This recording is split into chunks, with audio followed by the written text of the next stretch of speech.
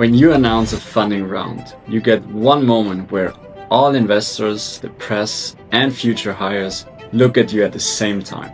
Some startups turn that into millions of impressions, and some waste that moment completely. Hi, my name is Nick. I'm the founder of Grauberg, and we help startups like Digimark, Almetra AI, and Curio to go from seed to Series A with web design, product design, and everything around it. Over the last couple of months, I've seen not only launches with our startups, but also externally like Lovable and other big announcements of funding rounds. And the playbook they use is always the same. And today I want to share with you the 6-step launch playbook that startups use to announce their funding round and to attract more talent and impress the investors. So let's get right into it. So just a quick context, because that matters so much. When you close your funding round, this is a big deal. And the investors, they give you money to not only grow the business, but also to hire. And the funding announcement is a great way to show talents, other investors, and of course, future clients that you are a great brand, that you're a good startup, and that it's amazing to work with you, but also for you. So you have to announce your funding round sometime, right? But most startups, they are not comfortable with what their website looks like right now. Maybe their branding is a bit messy because they never really updated it. And especially since the last time you announced something, you learned a lot more about your target audience, about what is your culture to work for, and also what problems you actually solve for your customers.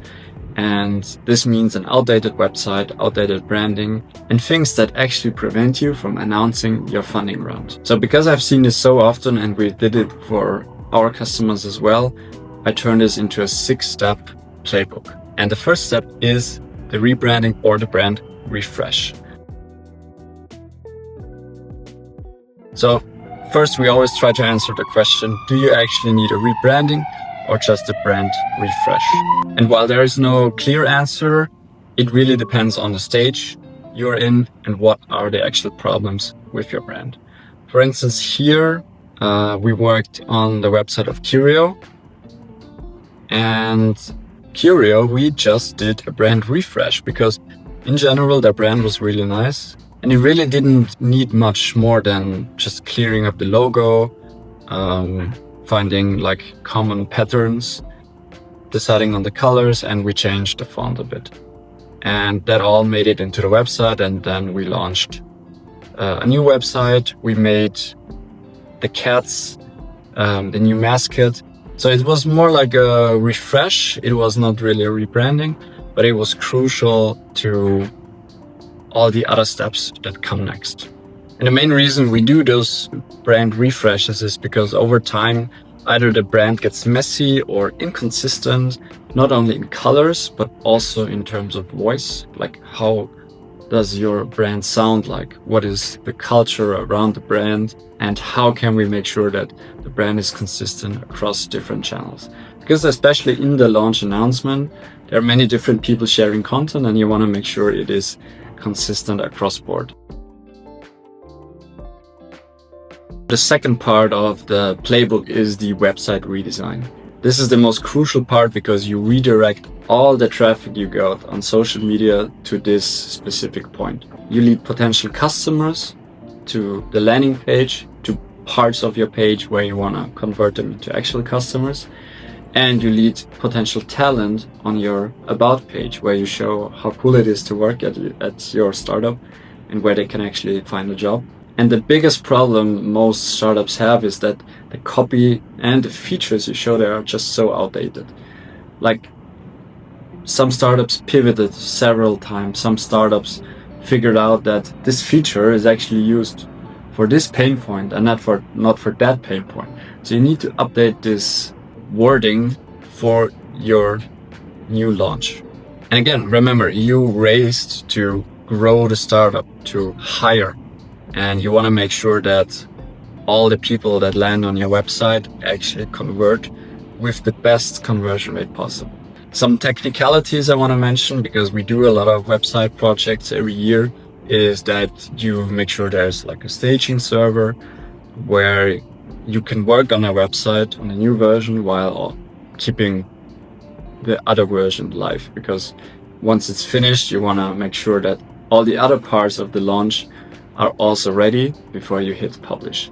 Tools like Webflow and Framer already have that built in, but this is a crucial step because you don't want to share your new brand or your new messaging before everything else is ready. So the third thing we fix in the playbook is very specific to software startups, of course, and it's we redesign the onboarding. Because again, you have the same problem. You have a lot of new features, like you proved product market fit, but for new users with the new messaging, everything needs to flow in one easy direction. And that's why we update the onboarding. We work with the engineers to make sure that the software for new customers, doesn't matter if it's enterprise or just a self-serve onboarding, but it has to be easy and it has to fit the whole story. There are also a lot of brand elements in onboardings that we need to consider, and that's why we always make sure that the onboarding is also updated. Because to be honest, even if you get all the new leads onto the website, they sign up, they try out the tool, and then it's yet the old software, no onboarding, or the old onboarding, they lose a lot of trust that you prepared so hard to build.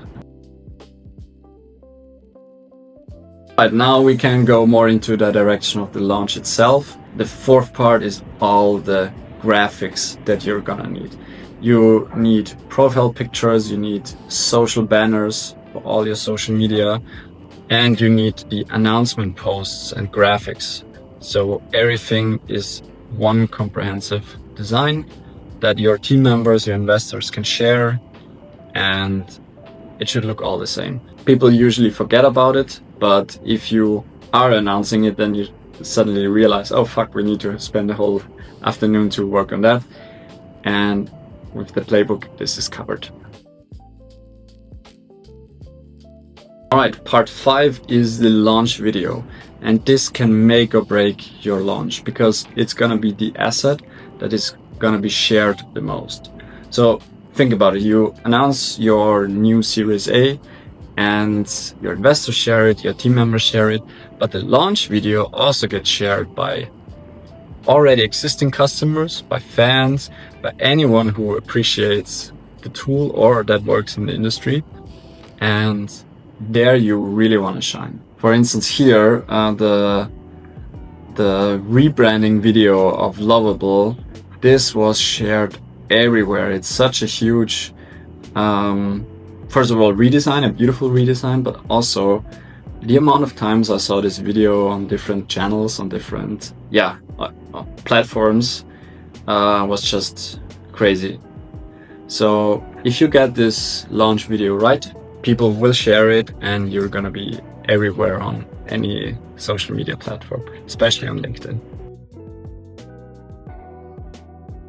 And the final part, the 6th part of the launch playbook, is the announcement manual. This is what most people forget. It's a launch manual. It's an extensive checklist of everything you need to make sure you have before you actually click publish on your website, before you start posting everything.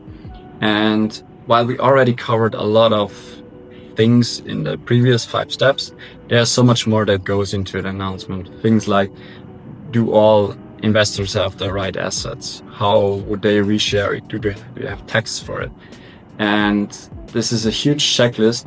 I prepared it as a document for you. You can just download it. So if you're planning to finish your raise or announce it soon, this is definitely the right document for you. Just click the link below to download it. So that's a playbook. That's the best way how you can get all the money you just received and announce it properly. You really don't want to mess this step up. And if you really want to look like $100 million brand when announcing your funding round, then just message me and we can start working on it tomorrow. All right, bye bye.